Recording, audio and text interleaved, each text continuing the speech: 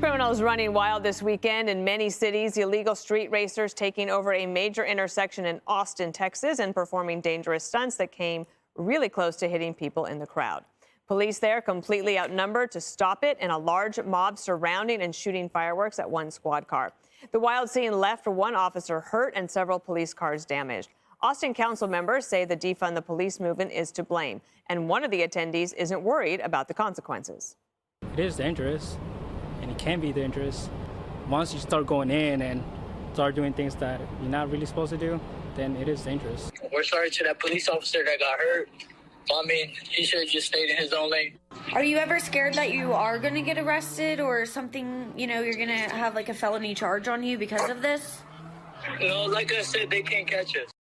And as police deal with understaffing, we are once again reminded how dangerous the job is. The police catching the cold-blooded killer who shot dead a Temple University officer and using the fallen officer's handcuffs then to arrest him. That officer is Christopher Fitzgerald. He was a married father of 4 and the son of a former police chief. And Florida Governor Ron DeSantis trying to support law enforcement with a pro-police tour in Democrat-led cities. DeSantis thinks he knows exactly what is behind the lawlessness.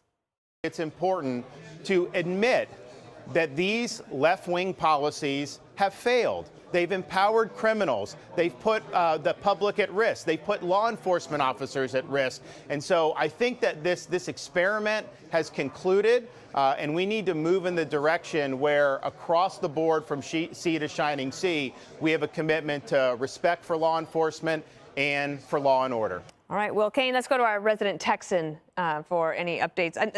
What happened in Austin has actually happened in many other cities across the country.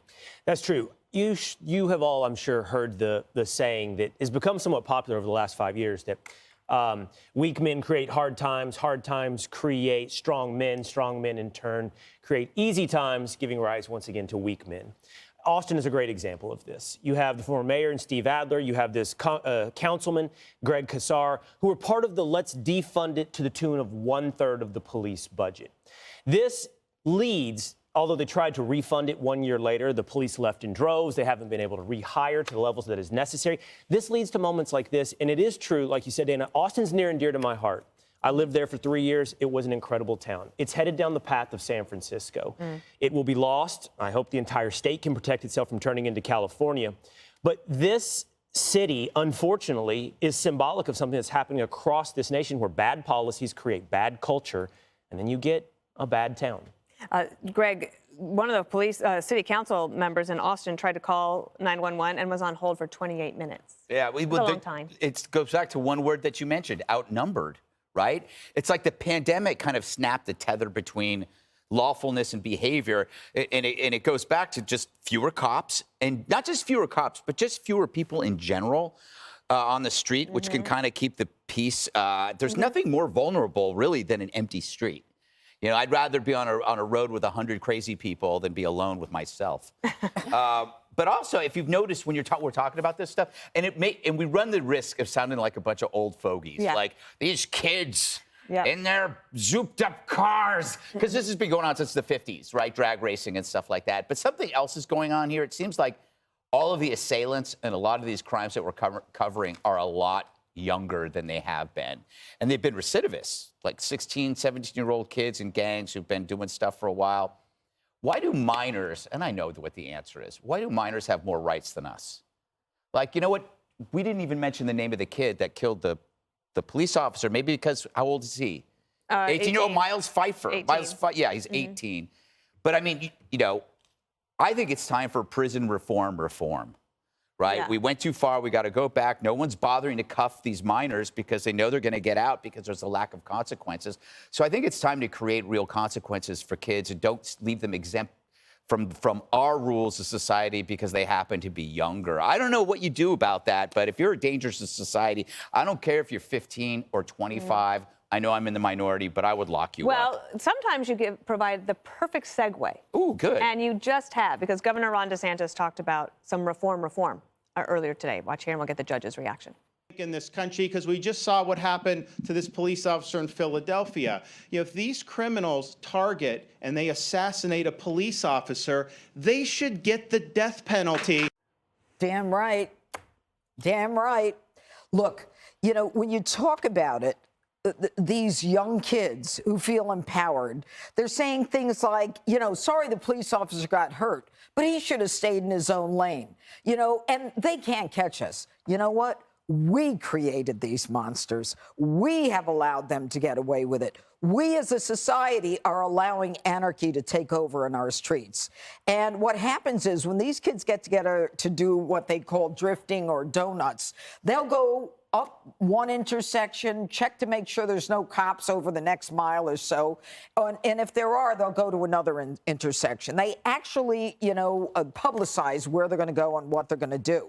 Now, they take over these intersections and they don't care what the injury is. And then they say the police can't catch us. And the police can't, because they've got these souped up cars that the police can't catch. But I'm assuming they've got the plate numbers on these cars so that they can go after them. But who knows who's actually driving the cars. Now, you know what the problem is with these young kids? We've raised the age. We raised the age in this era of, you know, social justice nonsense, which makes no sense. You violate the law, you go to jail. It's really as simple as that. We've given them criminal privilege. They know they've got criminal privilege. They're empowered. And the irony of all of this is that they are playing by the rules.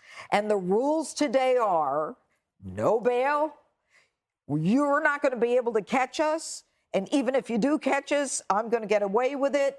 And and these are 16, 17 years old. Now wait till they're 25, 30 years old. That's the society that we've got waiting for us. Mm-hmm. It's a mess. Jessica, last word. I don't know if kids that are perpetrating these crimes are saying, you know, I've heard that Alvin Bragg is really soft on crime. I think that society is just wildly out of control. And it was really exacerbated by the pandemic. Kids who were suddenly at home for school or just dropping out of school, running around. And this was happening in cities all over the country. I think that your point when you said on hold with the 911 call center for 28 minutes is really important. And all of us were struck when we actually heard the Paul Pelosi call, right? How well Paul Pelosi actually handled it, right? How clearly he was signaling to the 911 caller that he was a person of importance, that he was in trouble, and the person didn't pick up on it at all. So that was someone who has, in those moments, one of the most important jobs in the world, right? Like, you have the potential to stop a crime, right? By sending the police out there right away. And so if we can't get people in the jobs, or if we have people in the jobs who are not qualified to do them, how can we run a civil society? It seems impossible. So I don't think kids know who Alvin Bragg is, but I think they can respond to a culture created by Alvin Bragg. There's no question. And Greg, I don't know if I've just been feeling old lately, but I am sympathetic to what you said about not feeling like a fuddy-duddy. And I was telling myself that, you know, after Sam Smith dressed up like the demon at the Grammys. And I thought, okay, well, don't just be an old fuddy-duddy. But then I said, no, it's okay to draw a line at the devil. It's okay. You're not a prude if you say Satan. That's where I draw my line. That's your drawing. And with kids, I draw my line at homicide. I was remembering back in, so my mom and Aunt Patty Sue, APS, they grew up in Rawlins, Wyoming. And I couldn't remember the term, but they reminded me. It's called dragging Maine. And they started at Jay's Drive-In, and you would drive up Maine, and then you'd come back down, hang out in the Safeway parking lot, and then you'd do it again because that was the entertainment. That seems like good, clean fun compared to this, but I do feel kind of old. Yeah, I do too. I do too. But we're not old. We are moving right along. Up you're next, in your primes.